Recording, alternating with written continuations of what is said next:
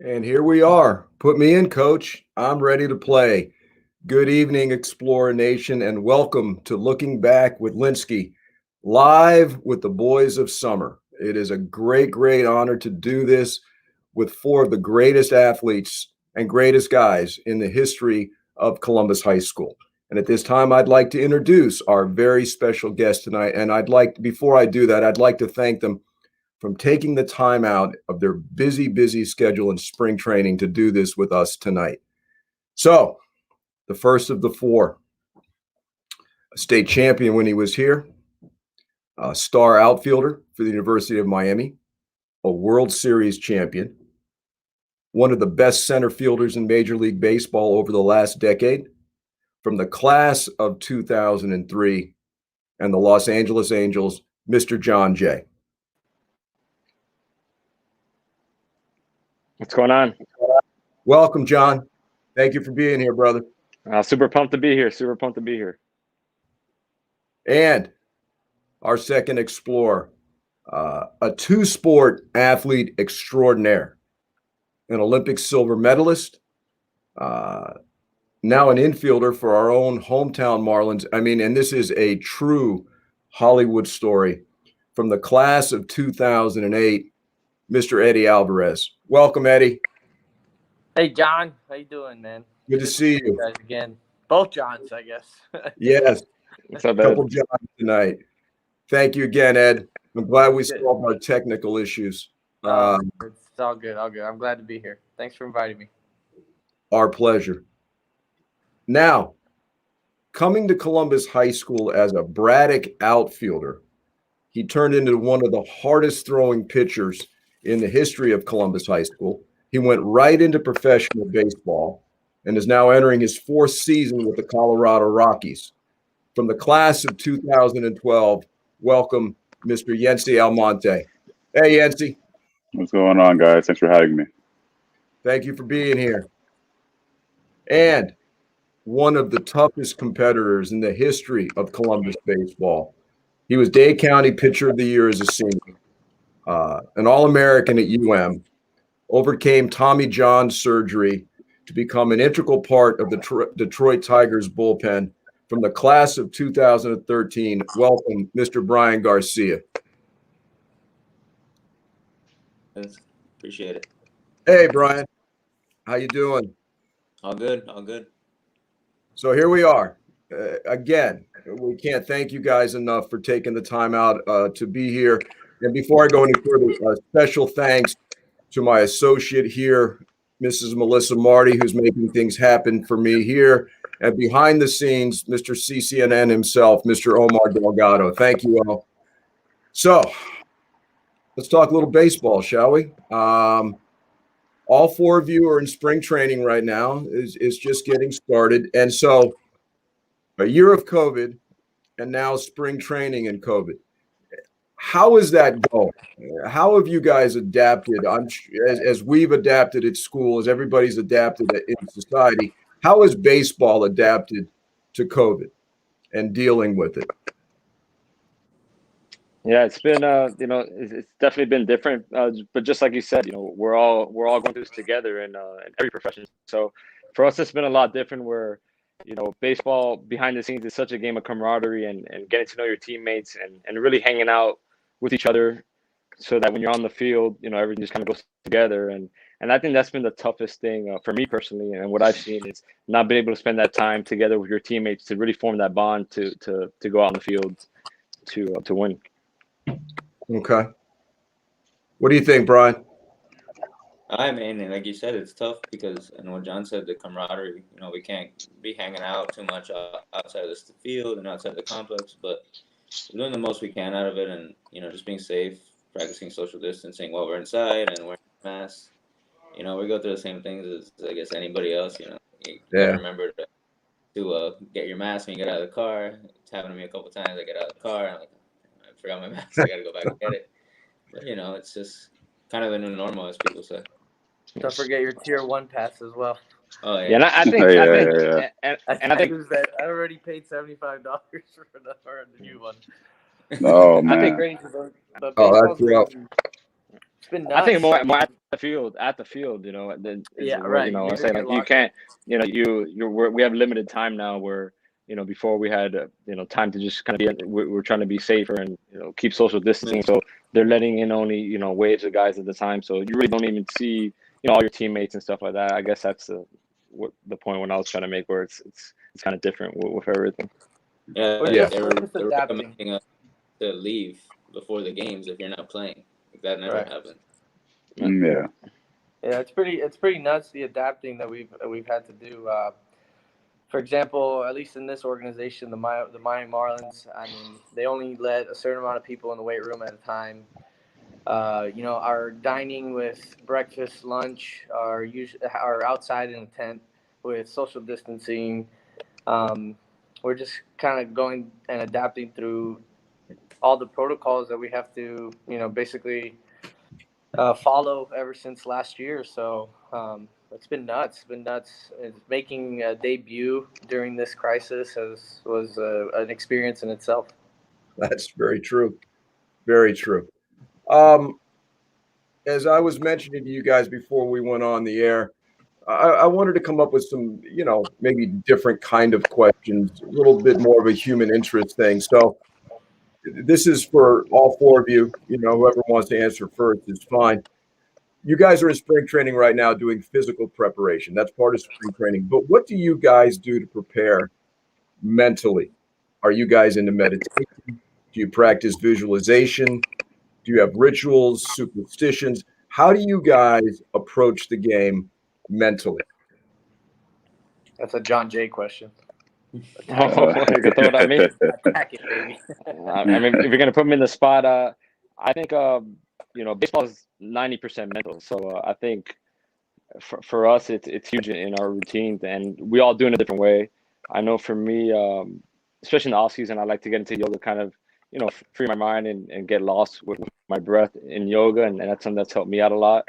It's something I still do during the season, and I like to spend some time when I get to feel by myself, or you know, I can stretch and kind of just be in a corner and start getting my thoughts and just trying to, you know, visualize mentally what I want to accomplish in the day.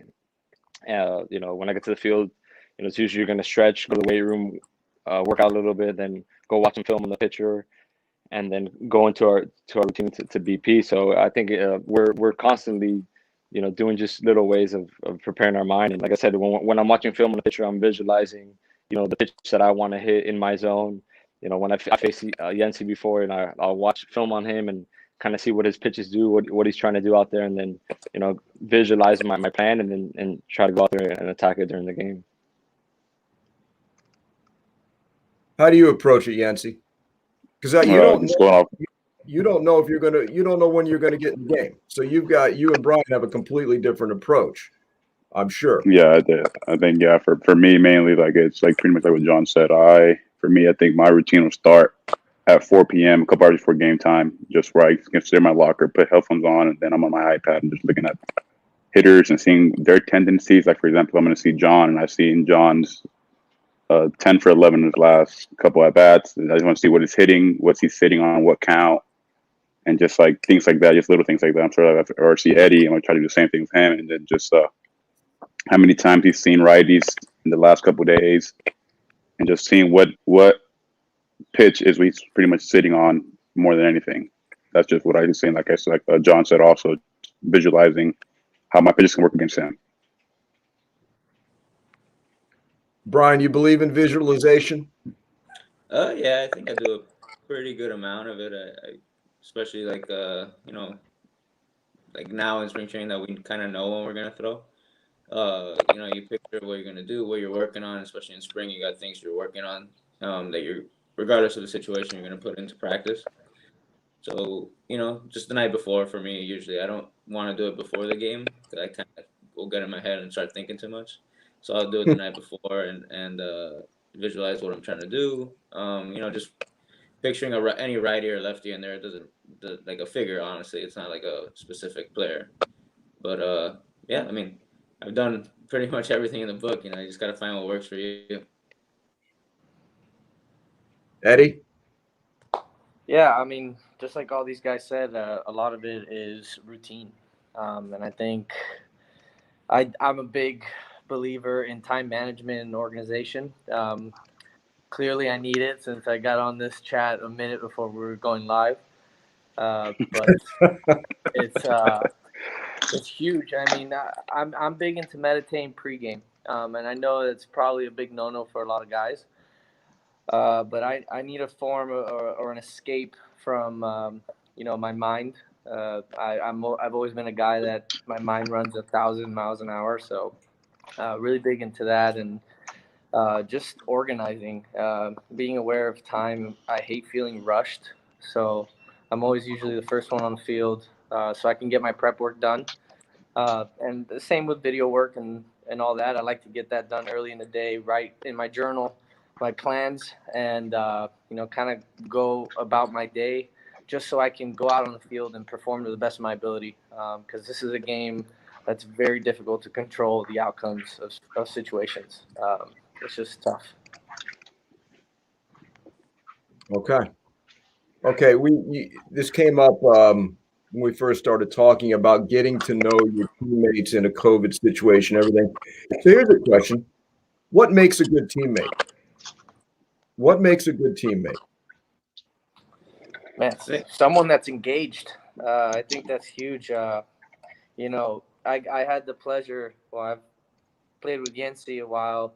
I haven't played with Brian because we just missed each other in high school. But I had the pleasure. John Jay is a prime example of this. I was in the dugout during a spring training game when I was with the White Sox. He had just signed with the team, and I remember I was kind of playing around with some sunflower seeds and stuff, and he kind of got on me. He's like, "Hey, you need to watch the game. You need to be engaged," and it's just like his presence around in the clubhouse I think just makes such a good teammate. Because at the end of the day, I mean, we're all in this to come out as champions and try and be the best that we can be out there. And so when you have someone like that, it's pretty awesome. John, your role now is like Eddie just said, sort of a voice of reason. You've been around, you're the venerable one. But when you were first starting out, who was the guy that was the mentor, the role model for you when you were first with the Cardinals? Yeah, I first of all, I got so lucky to come up with the Cardinals team with such a veteran, presence. For me, I sat back and got to watch guys like Albert Pujols just go through his day and just see the way he approached his day, and Yadier Molina. And for me, the biggest guy there was now the bench coach of the San Diego Padres, Skip Schumacher. And it was just always just to me, especially as a youngster like you guys are, just you earn your teammates' respect by working. They want to see what you're going to bring to the table. Like you said, this is all about winning a championship. And I think part of being a good teammate, especially early on, when you're not really going to, say much as far as, bully, but just, just your presence, showing these guys that you care. And the way you show you care is by working hard and leaving it all on the field. So, that was the biggest thing that I saw, early on and that was my goal. I wanted my teammates to respect me by the way I went about my business. And that was by working. And then, taking it to the next level is just caring about the guy next to you, truly caring. And we all see it, when you watch championships, it doesn't matter what sport it is at the end of the year, you see the way those guys interact together and you're like, wow, they're having a lot of fun, and it looks like a lot of fun, and it is a lot of fun. And that comes from, truly caring. And, like we've talked about, this game is super mental, and there's times that things are not going your way, and you need that guy next to you to come pick you up. And so that's something that I personally learned early on, and it's something I learned at Columbus. We I was lucky to play with some really good guys there, and just the whole system that everyone's gone through here, and just care about the guy next to you, and that's why I think as a program in Columbus, we've had so much success, is because that was kind of the mantra of care about the guy next to you, do it for the guy next to you, type of thing. And Brian, you and Yensi were teammates here at Columbus, and now you both are relief pitchers. So, just curious, what is life like in the bullpen during a game? What do you guys do out there? I think it depends on the team. That's the way I've seen it. I'm playing left field.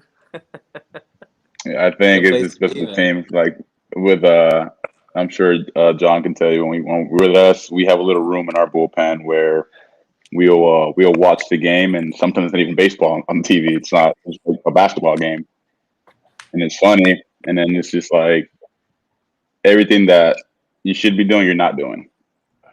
And I asked him like, so that room for us when I came up to being a rookie, they're like, if you have more than 2 years service time, you can go in that room. Or than that, you're outside watching the game. So when I got to big leagues, I was the only guy there with less than 2 years. I was just sitting out by myself.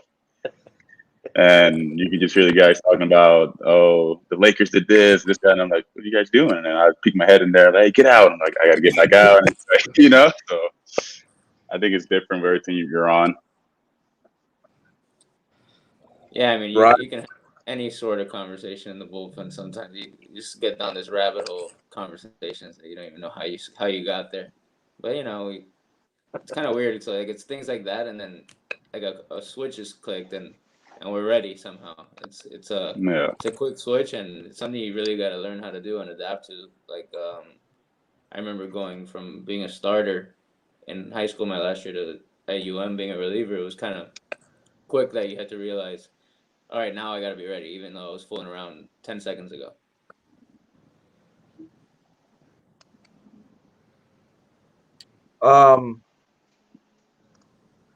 Here's a question for you. Everybody talks about in the last year, bubble, bubble, bubble. But in reality, be it Major League Baseball, the NBA, NHL, rock bands, whatever, you guys travel in a bubble. You kind of live in a bubble anyway. And what's it like being part of a close-knit organization? Now, baseball's a little bit different. You're not in Chicago tonight and then Minneapolis the next night and then Cleveland the next night like the NBA. You might be in Chicago for 4 nights, but you're still part of this close-knit unit. And how important is it to just get along with people on a day-to-day basis?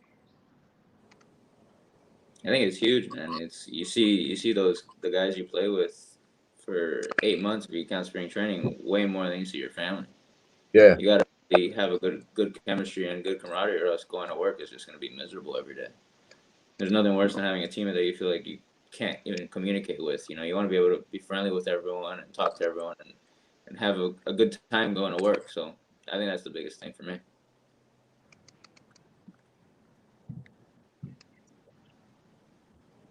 Anybody else want to chime in on that? I mean, John, you've been doing this 10 years now. Yeah, I think it's super important. I think it's something that you want to be part of a good culture, and those guys that don't fit that description, the guys that are like you said, the guys you can't get along with. Those are the guys that they don't last long. As soon as they're not producing on the field, those are the guys that are easily out of this game. So to have longevity and to do this, you have to find a way to get along with guys. And it's and there's nothing better than showing up to like Brian said, showing up to the field every day, and you're happy because you're looking forward to seeing guys and going out there and battling to try to win a championship together. So I think it's something that's a key to teams, and there's just there's ways to do it, and there's ways for guys to open up and just get along and just be part of that winning culture that you want to be part of. Okay. And what's it like? You're on this team this year, that team next year. How do you guys get along? I mean, and your teammates on this team, and then you're no longer teammates. How do you guys get along with guys that you were teammates with, and now they're playing for the other team? Is there much communication there? I mean, how does that whole thing work? For me, since I've been traded twice, I think what helped me out was just like knowing a guy on the team. Like for example, with Miami, I knew Eddie, and like going out in between innings or even before the game, talking to Eddie, and someone will come talk to him, and I'll meet that person through Eddie. Same thing with John, and just I feel like you just start making friends through just baseball in general. Okay. That I could only, and also we're all going through the same thing, John. I mean, like we're all grinding. We've all gone through the process. We've, you know, fought through showcases, and we've talked to all sorts of scouts, and we've seen the highs and lows of what baseball can bring. So at the end of the day, I mean, John, I would think John would, or John Jay would have a better answer for you. I mean, I've only been with two teams or two organizations, but I think it's just relatable. You know, it's a relatable topic. The fact that we're all just going through the same thing. Hey, Eddie, I got to give a shameless plug for your T-shirt, the Miami Baseball Stadium T-shirt. Abel Sanchez does a great job with that. I thought it was appropriate to wear, you know, since he was a Columbus grad. So that is so good. The baseball stadium. Saw the Orioles play there when I was a kid. Won a lot of concerts there too. That was quite a place. So good choice, Ed. Very nice choice. Abel does a great job. You guys should check that out on Instagram. You guys watching the show. Miami Baseball Stadium. Good stuff. Oh yeah. He posts a lot of real cool history stuff that I just didn't know. So. Oh, I love it. I love it. No, do we have any questions? We do.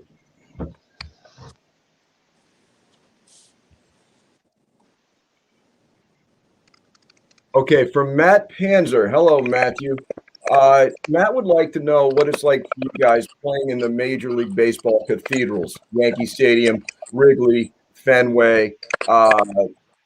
Is there any particular stadium the first time you walked into, you just said, oh, wow, I'm really here? Have you had that moment anywhere in particular? Yeah. I had it at Yankee Stadium. Yeah. That one, to me, that's probably the one that it got to me.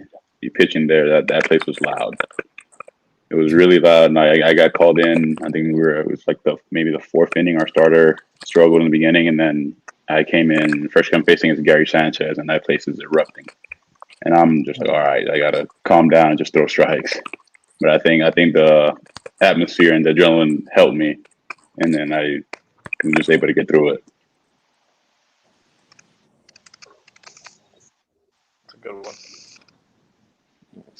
I think for me, happened in the first time I went to Fenway Park for sure.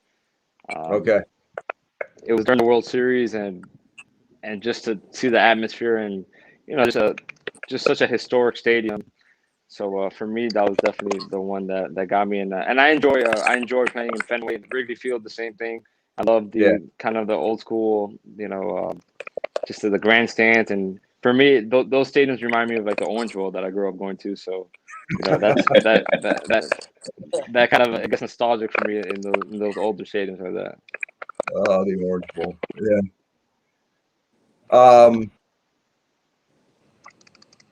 Here's one for you. Let's get into the minor leagues a little bit. Okay. All of you have paid your dues in the minor leagues, and the average baseball fan will be looking in the sports page and the transactions, and so called up from AAA to the majors. And it looks like, oh, it's just such a simple, you know, it's that close. But really, guys, talk about the quantum leap, the difference from going from AAA to the major leagues, and how everything, as close as it may seem, it's miles and miles and miles apart. Everything from the per diem to the travel to the hotel, just everything. Talk a little bit about that, because and you guys have all played in some very interesting places in your minor league careers. You've seen parts of the country that a Miami boy is never going to see otherwise, you know?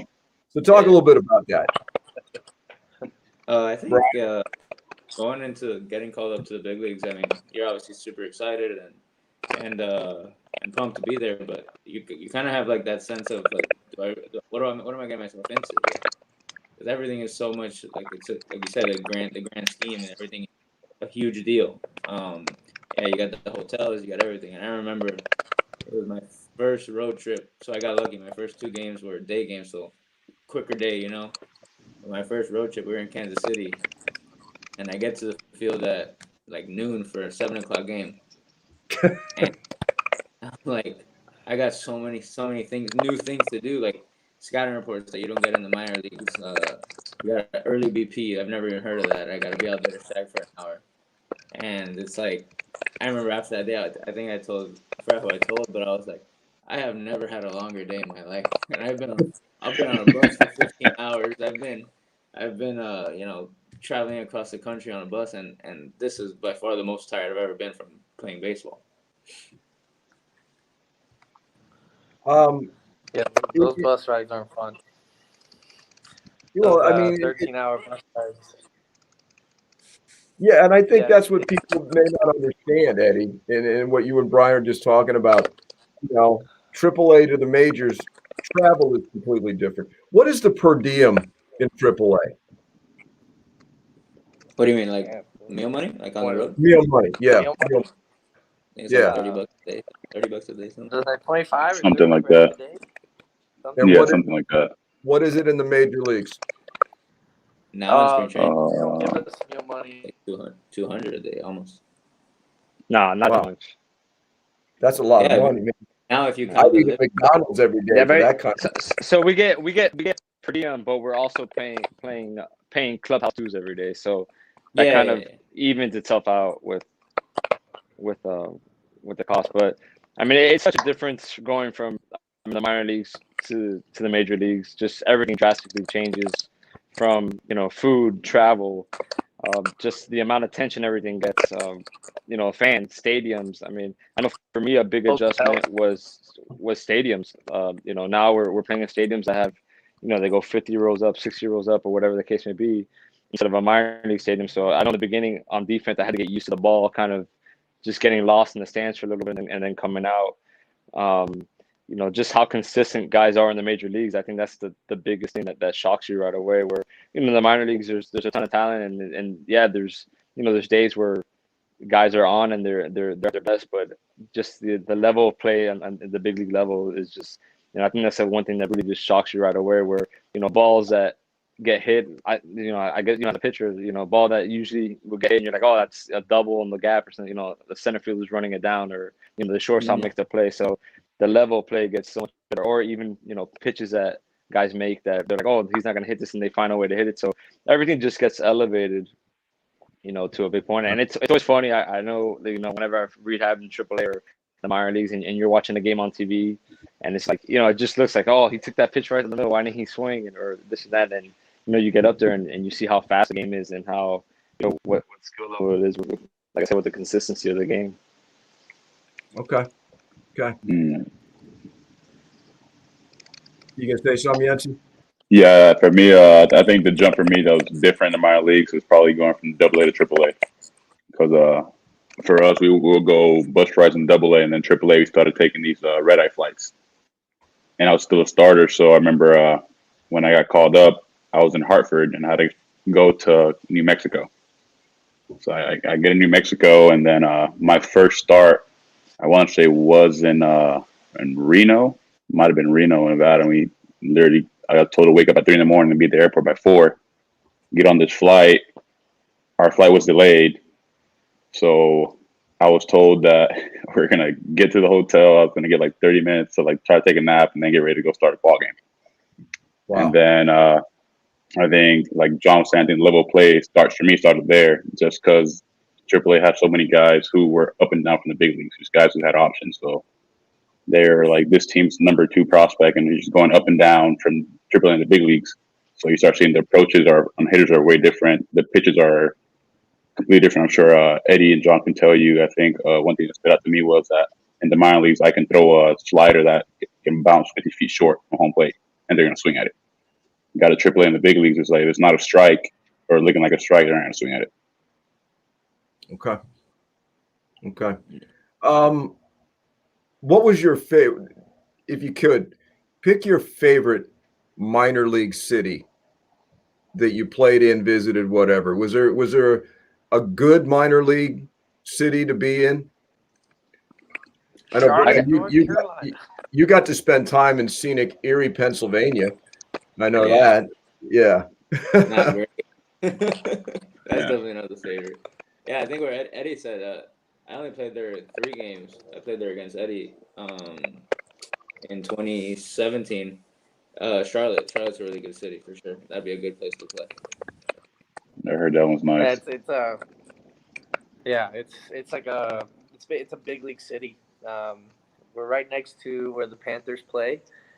Or the stadium is right next to where the Panthers play, and I mean, you have the entire skyline in right field. It's just sick. John, you spent time in Memphis. How was that? Memphis was all right, but I think for me, Springfield, Missouri was the best spot for me. Double A. It was just a great experience. We got 12,000 a night, and they treated us really, really well there. And like I said, we had fans every night, and the team took care of. We had great food. That was food's a big deal in the minor leagues because most of the time you're surviving. I mean, a lot of peanut butter jellies, a lot of fast food, just anything you can get your hands on. So Springfield, they really took care of us. They did a great job of taking care of us. So I always remember that experience as a good one. So, but I think the food choices get really bad. I've had times where we're in Midland, Texas, and after the game there was literally nothing open. I couldn't order a pizza, anything, and we ended up having dinner from the vending machine at the hotel, which was it was like donuts and honey buns and stuff like that. So definitely we've had some of those nights where really couldn't find anything to eat. You just got to figure it out. And everybody thinks it's so glorious out there. Yeah. Eating out of the vending machine. There you have it. Any questions, Mel? We've got plenty. Okay. What do we got? We've got some good ones.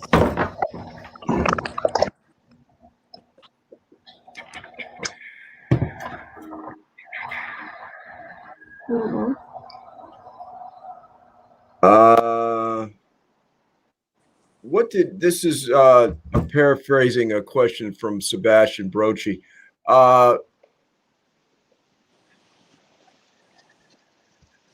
What did you learn at Columbus? What's the one thing or couple things you learned at Columbus that has helped you the most in your major league career? Oh, that's a good one. Yeah, that's a good one. I would just say the spirit of competition. I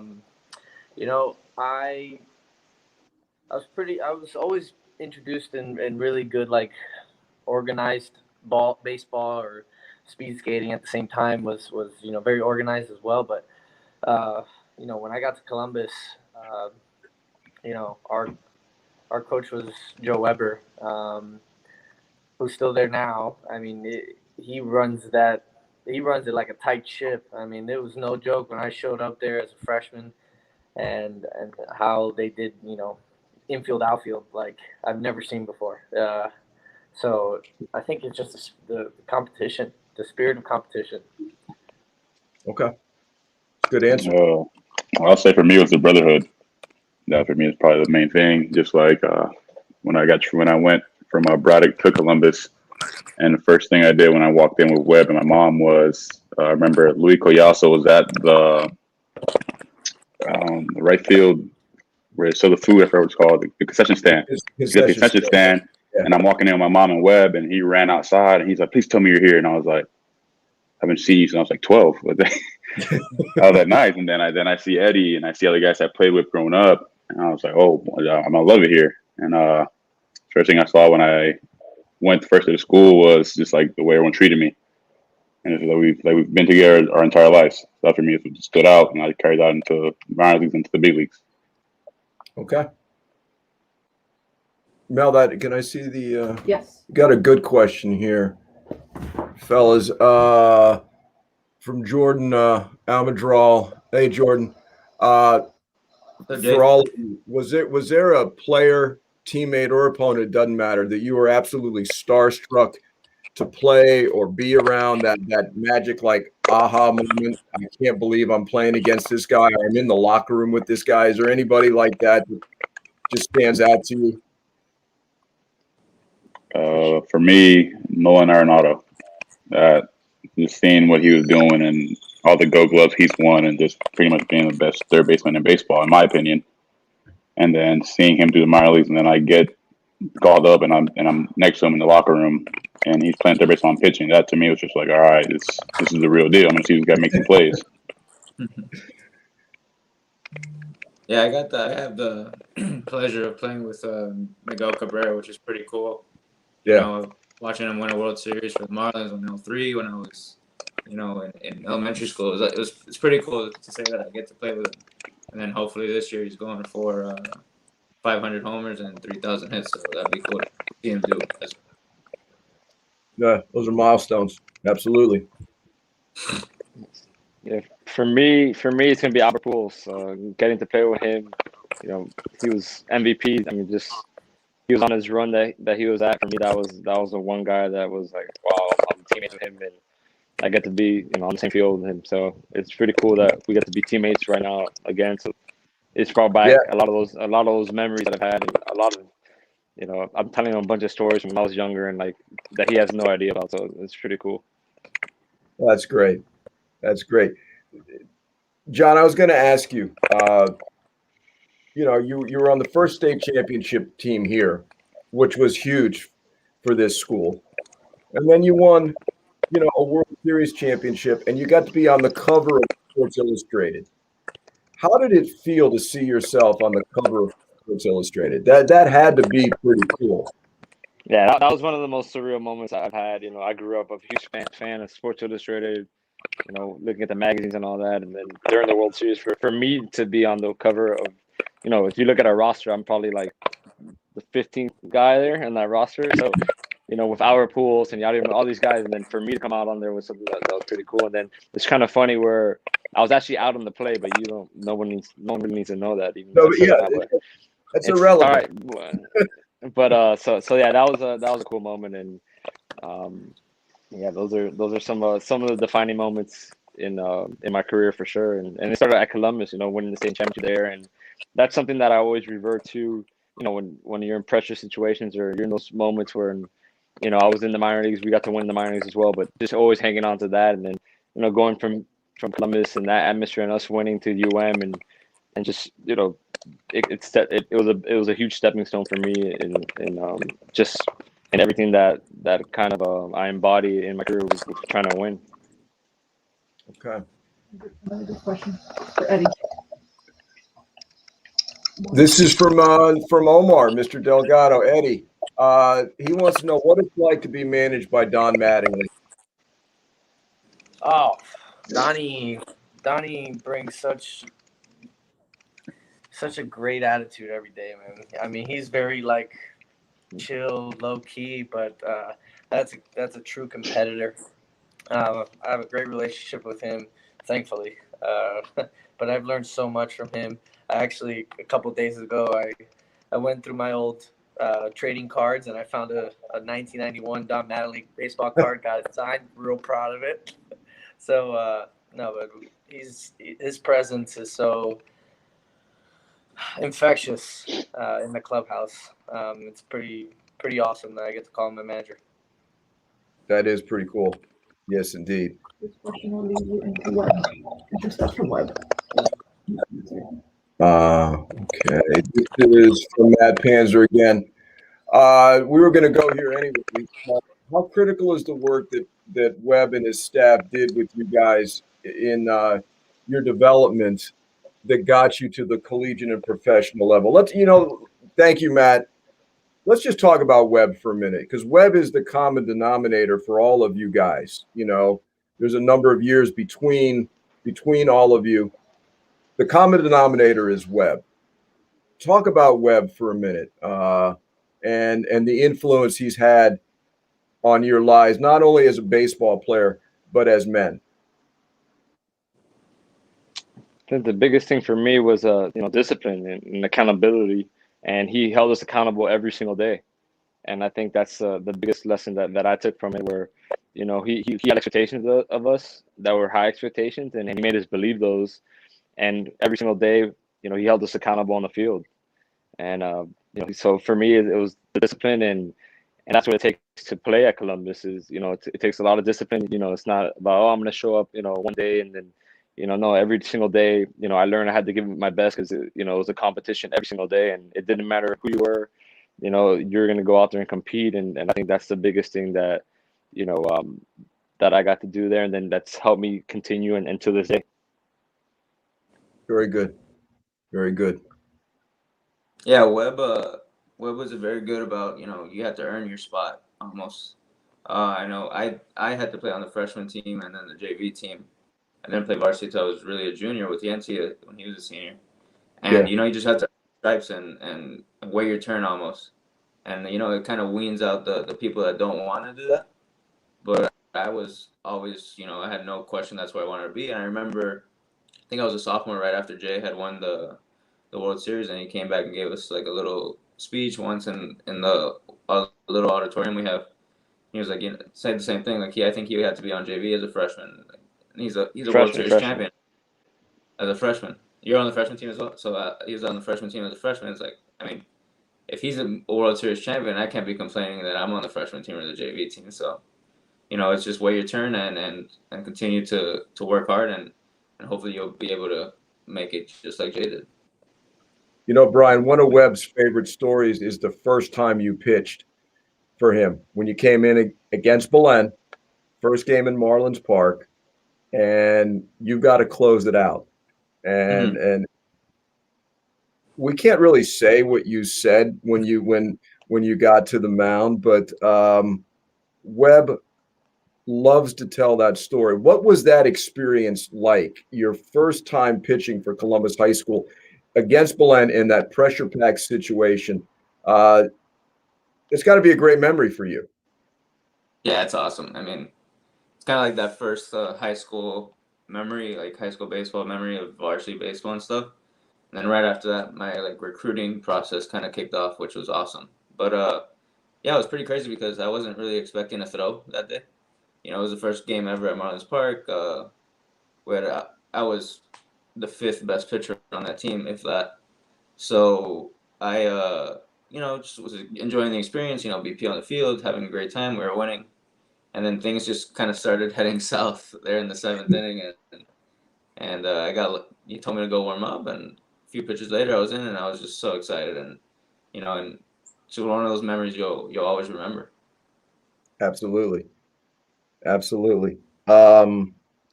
Yancey, Webb likes to talk about how you came from Braddock as an outfielder and ended up as a pitcher.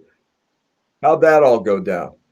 It was funny. So Webb told me my senior year, he goes, all right, you're going to put the bat away. So I was like, why? And he's like, because you can't hit. And I was like, all right, these are honest. So I got on the bump. I think it started on my junior summer going to senior year, where I threw in Jupiter. And from throwing there, I got invited to the Under All-American game.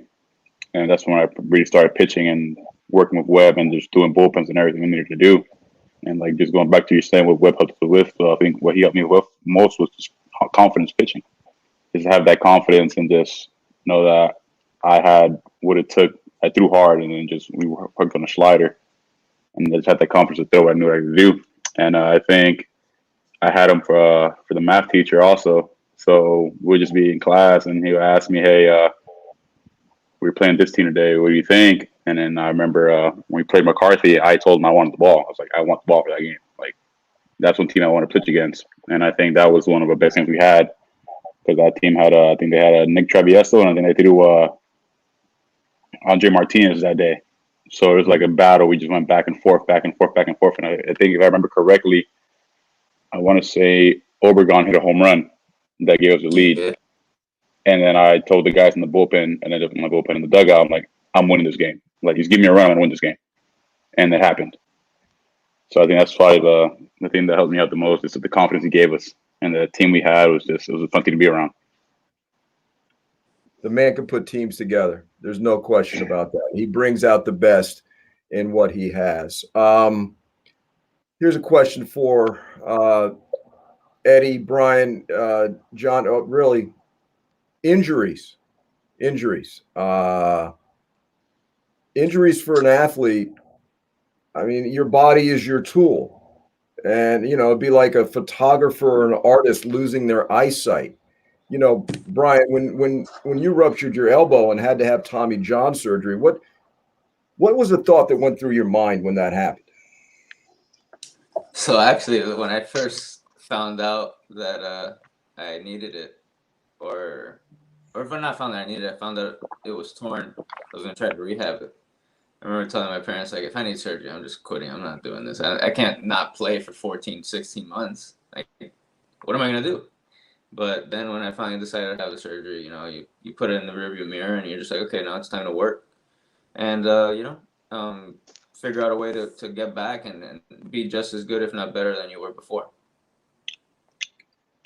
Eddie, you had one of the craziest surgeries. Oh, your whole career is a story all its own with the Olympic silver medal in the speed skating, but to have surgery, major surgery on both knees, and recover from that to go back to skating and then to baseball. Where did you find the willpower to go through both knees like that?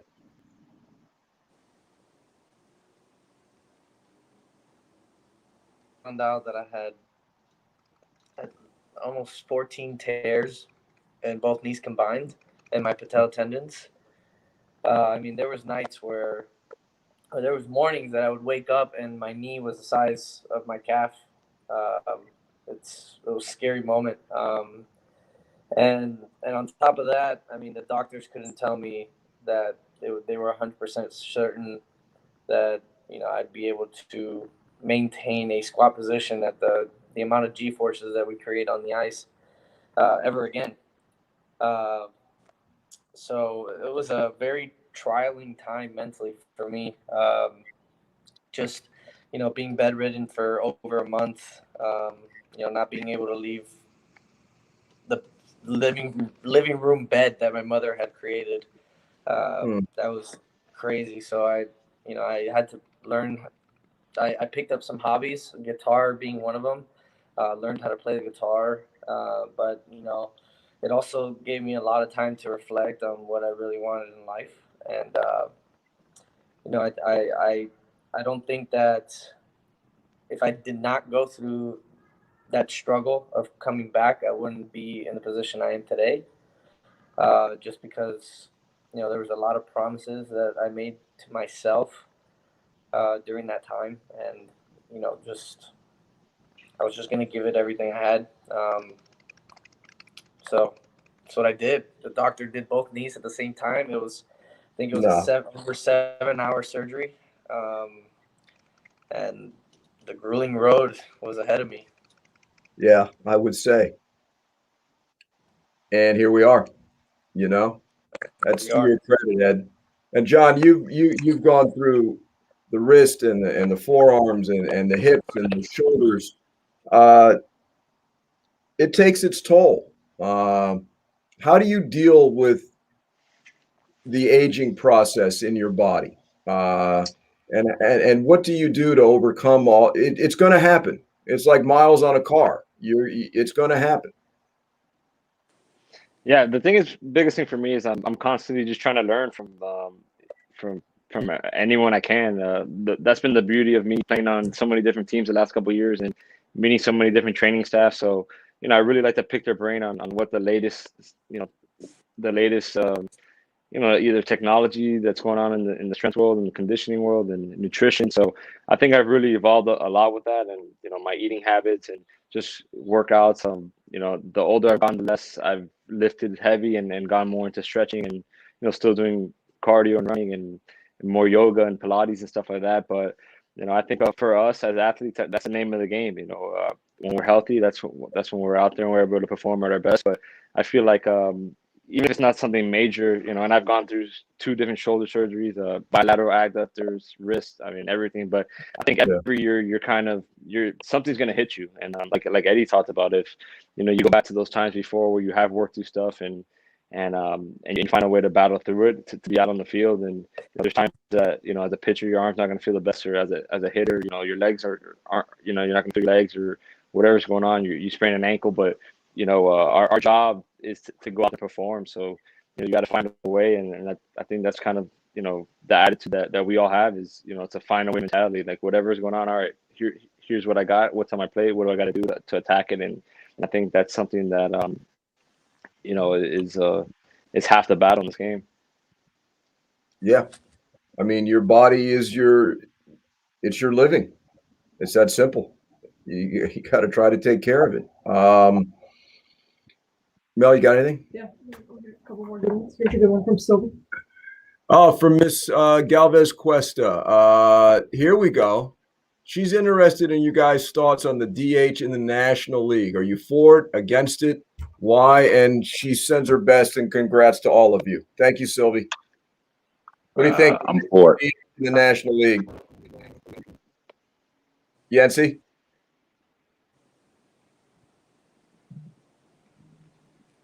Jens, you're muted.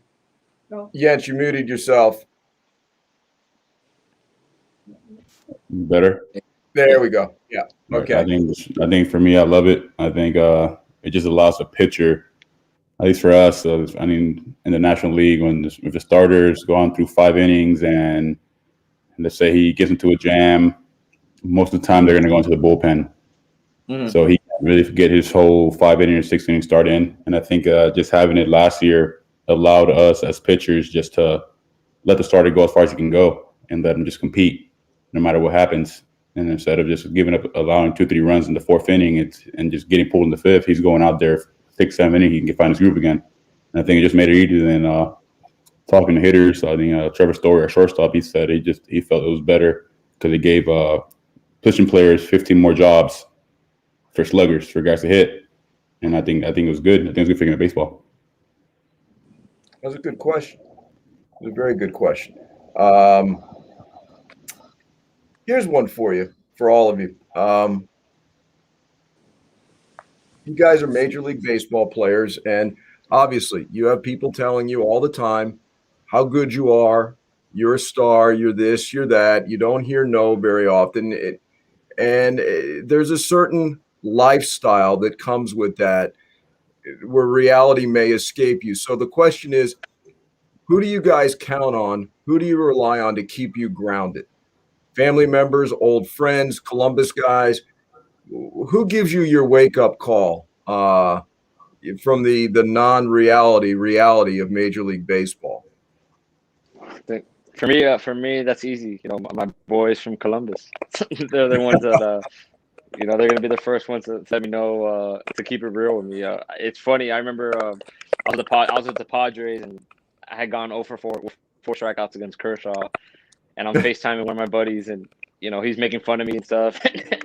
And one of my teammates hears him. He's like, "Man, your friends talk to you about that?" He's like, "That's amazing." He's like, "I don't have one friend that would ever talk to me like that because they're scared or whatever the case may be." So they always keep it real, and then they've been with me every step of the way for sure. That's great. That's what Columbus guys do. They don't care. Yancy?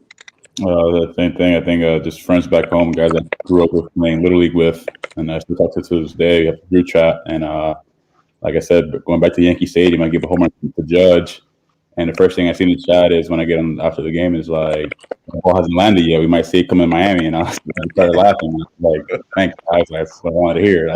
So I think those keep me grounded. Brian? Yeah, same thing John said. My boys from Columbus, whenever after a game or something, like I remember last year I went a couple outings without striking someone out, and they're like, "Hey, you ever gonna strike someone out anymore? Or your stuff just doesn't land." Stuff with that. So they just keep you grounded, and that's kind of what you want. You want relationships that take you away from the game. We think about the game so much. We get to the field so early, and that's all we're thinking of for 10, 12 hours a day. So it's nice to just talk about other stuff and not even think about it. Yeah. Ed? Yeah, I mean, there's quite a few people on my list that I get a lot of trash talk from. The ones that stand out the most is my brother. He played 7 years in the minor league, so he understands it. Yeah. But I have a feeling that this year might be a little different for me. I have a 6-month-old now, and it really puts life into perspective. And it's really just that internal battle. I'm a firm believer that it starts with yourself, to give yourself love, to show love. So This will be an interesting year. Absolutely. Absolutely. Favorite baseball movie? Favorite baseball movie? Oh, Rookie of the Year. I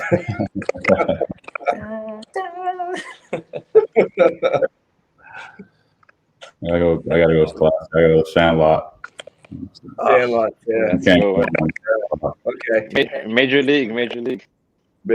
Yeah. Major League 2. Major League 2 for me. Major League 2? Yeah. Yeah. That's another good one. Did you guys like The Natural? The older one? Robert yeah. Redford. You ever see that one? Oh yeah. Love But that not movie. like that. Not like a guy making his own bat out of the tree in his backyard. I wish I had that ability. Yeah. Yeah. Okay. From Maurice. No, blue. Patrick Garcia. Hi, Patrick. You guys get more competitive when you play against each other, knowing you guys come from the same place, and not all of you have played against each other. But I imagine, even if it's another Miami guy, it's got to bring out a little bit, doesn't it? Yeah. Every time I see John, it's competitive. Yeah. Oh, for sure. I remember. Get John out, even facing Eddie in minor leagues. I want to get him out too. I remember facing Brian too. I remember. Well, 2019. This is actually a pretty good story. 2019. I'm playing. I recently got traded to the Marlins, so they sent me to AAA, and I'm playing against the AAA team. And Yensi was down. He just so happened to be down in AAA for like a week or so. But he gets on the mound and he throws me a first pitch slider that I took for a ball, and I'm like, I sure hope he throws me a fastball. I take a swing, and I hit a laser right back, like it like was real close to his face.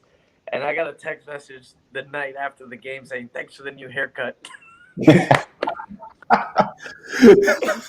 just awesome, you know. But like at the end of the day, I mean, we like the switch has to turn on. It's our livelihood. But we understand that outside the lines, you know, we do also have a bond and something that we can all relate to. You know, we're all Columbus graduates, so we all have formed relationships and that brotherhood that have carried us into our lives. And, you know, we grew up as young adults. We developed as young adults in the system of Christopher Columbus. So, you know, we get it. We understand it. Very good. All right. Last question for you all. You know, first response kind of thing. First thing that comes to your head. What do you love most about baseball? There's always another game tomorrow. That's true. Yeah, but in the middle of August, you're dying for some colder weather. I think it's just stepping over the line, listening to the music right when the game's about to start. I mean, there's a certain feeling in that anxiety and that heart race, and it just always makes it exciting when you're about to start the game. Yensi? I'm going off Eddie. I think just a competitive nature, and then for me, a lot with the fans. But like not having fans last year was kind of a struggle. I feel like games were like dead, and there are some teams who did a pretty good job with artificial fan noise. Like the Dodgers did a really good job with theirs, but like there's nothing better than playing in front of fans and like getting that big strikeout, bases loaded, and the fans are cheering you on. I think that's what's gets you going. John, you get the last word tonight. Nice. I love all the behind the scenes stuff that leads to, you know, everything happening on the field. You know, just you know, all the work that you do behind the scenes, and you know, when you're grinding the batting cage, you know, with your teammate, and then going out and then, you know, doing it on the field. So all the behind the scenes stuff is what I really love about the game. Very good. Webb asked me to pass on his regards to all of you and how proud he is of you, and it has nothing to do with you as baseball players. It's all about who the people you have become. So he asked me to let you know that. And personally, Omar, Melissa, thank you very much for making this happen. And John Jay, Eddie Alvarez, Yancy Almonte, Brian Garcia, I can't thank you enough for taking the time out of your schedule. You got a million things going on to sit here and do this for our high school. It means a great deal to me. It means a great deal to us. And once again, thank you very much. I hope you all have the season of the best season of your career this year, and hopefully we'll get back to normal. That would be nice. But once again, thank you guys. Take care of yourselves. Adelante. Thanks, John. Thank you. Thanks for having us. All right, guys. Thank you. Good seeing you guys. Always. Good seeing you See you guys. guys. Take care, guys.